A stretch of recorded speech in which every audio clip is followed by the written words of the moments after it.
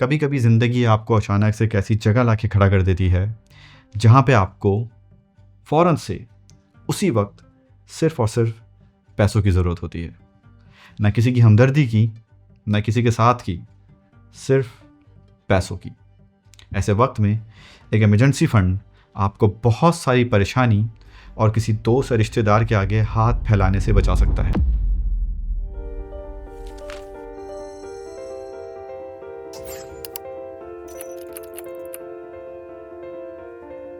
तो इस वीडियो के एंड तक आपके पास इन सब सवालों के जवाबात मौजूद होंगे। Number 1, why you need it. Number 2, how much do you need. Number 3, where should you keep it. And number 4, when to use it. Why you need it. जब तक हम इस दुनिया में मौजूद हैं ना, आसानियाँ और परेशानियाँ हमारे साथ जुड़ी रहेंगी और कोई परेशानी भी हमें एडवांस में बता के कभी नहीं आती। अगर आप एक ऐसे इंसान हैं जिसके ऊपर जिम्मेदारियां हैं, आपके पास कुछ हो ना हो, एक इमरजेंसी फ़ंड होना तो लाजिम है। लेकिन इमरजेंसी फ़ंड आपको सिर्फ इमरजेंसी से निकालने का काम नहीं करता, यह आपकी लाइफ में कई सारे पॉजिटिव चेंजेस लेकर आता है। जैसे कि आप सर्वाइवल से स्ट्रेटेजी मोड में आ जाते हैं। आपका दिमाग हर वक्त ये नहीं सोचता कि अभी तो सैलरी आने में 10 दिन हैं, कुछ ज़रूरत आ गई तो कैसे करूँगा, बल्कि ये सोचना शुरू कर देता है कि मैं अपनी इनकम को और कैसे इंक्रीज़ कर सकता हूँ, अपनी फैमिली के साथ और कैसे प्रेजेंट रह सकता हूँ। आप चीज़ों को, अपनी लाइफ को थोड़ा सा जूम आउट करके देखने लगते हैं। इमरजेंसी फ़ंड होने के बाद आप एक पेशेंट इन्वेस्टर बन सकते हैं। जब आपको पता होता है कि पीछे बैकअप मौजूद है, आप मार्केट की छोटी मोटी करेक्शन को लेके परेशान नहीं होते। आपको अपने पोर्टफोलियो में से पैसे निकालने की ज़रूरत नहीं पड़ती। अब शायद यह हर किसी के साथ ना होता हो, लेकिन एक ऐसे इंसान जिसके ऊपर अपनी और दूसरों की जिम्मेदारियां हों, और वो कोई भी हो सकता है, एक भाई, एक बहन, माँ या बाप। जब आपको ये एहसास होता है कि मेरे पास 3 से 6 मंथ्स की सेविंग्स पड़ी हैं, किसी ना किसी लेवल पे आप बहुत कॉन्फिडेंट फील करते हैं। How much do you need. अब ये समझना बहुत इंपॉर्टेंट है, लेकिन ये बहुत पर्सनलाइज हो सकता है। To give you a framework, ये डिपेंड करता है इन 2 चीज़ों पे। आपके ऊपर कितनी जिम्मेदारी है, मतलब आप सिंगल हैं या मैरिड, आपके माँ बाप आपके साथ रहते हैं या नहीं, आपके भाई बहन हैं या नहीं, आपके बच्चे हैं या नहीं। जितनी ज़्यादा जिम्मेदारी, आपको उतना ही कवरेज करके चलना पड़ेगा। नंबर 2, आपकी इनकम रेगुलर है या इरेगुलर। क्या आप एक फ्रीलांसर हैं या एक गवर्नमेंट एम्प्लॉई या फिर सेल्फ एम्प्लॉयड। क्या आपको यकीन है कि अगले महीने आपके अकाउंट में सैलरी या बिजनेस इनकम आ जाएगी। जितनी इरेगुलर इनकम, उतना ज़्यादा कवरेज। अगर आप सिंगल हैं, आपके ऊपर बस अपनी ही जिम्मेदारी है, तो आपके पास कम से कम अपने 3 महीने के नीड्स के एक्सपेंसेस होने चाहिए। अगर आपके ऊपर जिम्मेदारियां ज़्यादा हैं और रेगुलर इनकम है, तो मिनिमम 6 मंथ्स। अगर इनकम इरेगुलर है और आपको नहीं पता कि अगले महीने जॉब रहेगी या नहीं, तो आपको थोड़े और सेफ्टी नेट की ज़रूरत हो सकती है।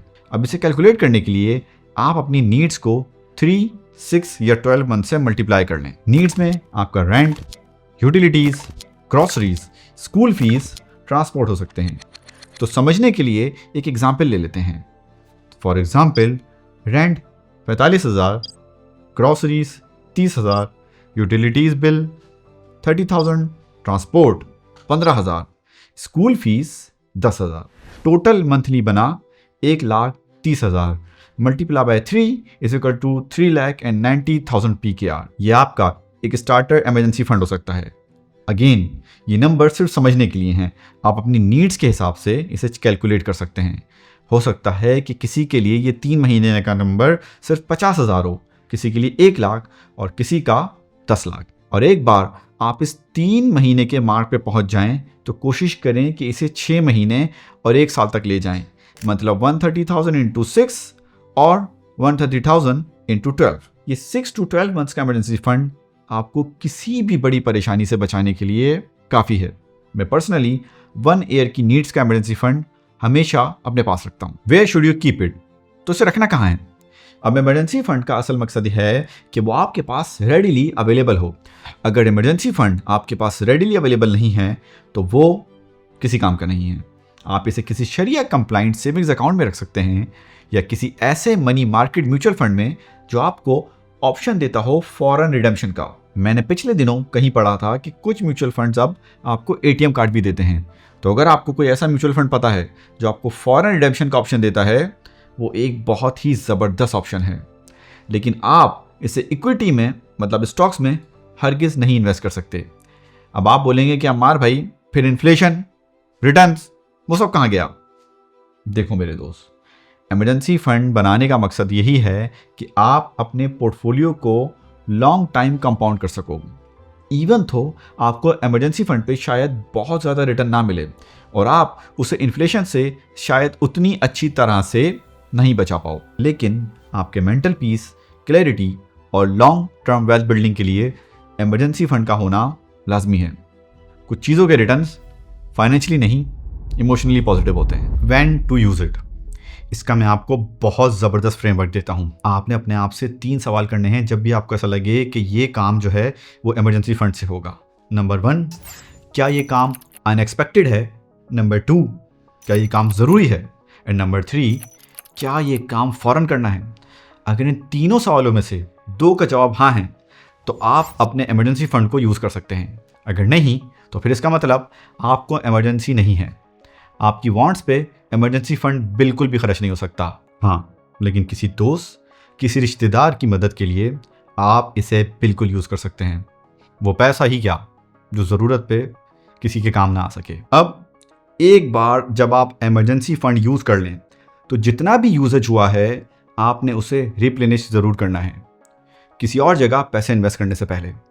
आपका इमरजेंसी फ़ंड हमेशा फुल रहना ज़रूरी है। अब कुछ ट्रिक्स जो मैंने यूज़ करी थी अपना इमरजेंसी फ़ंड बनाने के लिए। पहली तो ये कि बजटिंग इमरजेंसी फ़ंड का प्रीकर्सर है। अगर आपको नहीं पता कि शुरू कहाँ से करना है तो बजटिंग से शुरू करें ताकि आपको आपके नंबर्स पता चलें। और बजटिंग को डिटेल में समझाने के लिए आप मेरी ये वाली वीडियो ज़रूर देख सकते हैं। दूसरी ये कि आप देखें शायद आपके पास कुछ ऐसी चीज़ें हों जो आपने सालों से यूज़ ही नहीं की हों। पुराने फ़ोन्स, पुराने पीसी पार्ट्स, कुछ गैजेट्स जो आप शायद सेल करके अपना इमरजेंसी फ़ंड को फाइनेंस कर सकते हैं। आप कोई साइड हसल करके इसे फाइनेंस कर सकते हैं। थोड़ी एक्स्ट्रा सेविंग्स करके फाइनेंस कर सकते हैं। लेकिन अगर आपने अभी तक इमरजेंसी फ़ंड नहीं बनाया है, प्लीज़ बनाइए। You will see a very relaxing change in your life. मेरा नाम अम्मार है and I am the author of 4 step guide to financial stability and upcoming पैसे कैसे सीरीज़। मैं इस चैनल पे फाइनेंशियल लिटरेसी और पर्सनल एजेंसी पे बात करता हूँ। अगर आप इस वीडियो के साथ वाइब करते हैं तो आइए साथ मिलके ग्रो करते हैं। अगर कंटेंट समझ में आया हो तो लाइक कर देना और साथ साथ अपने उस जिम्मेदार दोस्त को ज़रूर भेजना जिसकी आप परवाह करते हैं। अल्लाह सुब्हानहू व तआला मुझे, आपको, हम सबको हर तरह की परेशानी से दूर रखे। अपने बहुत सारे ख्याल के साथ आपकी दुआओं का तलबगार आपका भाई अम्मार। यार बेगम, ये ब्लैक वाला आईफोन ना वाइब नहीं दे रहा। कॉन्फिडेंस सारा मेरा शटर हो रहा है। दोस्तों में उठने बैठने के काबिल नहीं हूँ मैं। ऑरेंज वाला लेना पड़ेगा। निकालो इमरजेंसी फंड।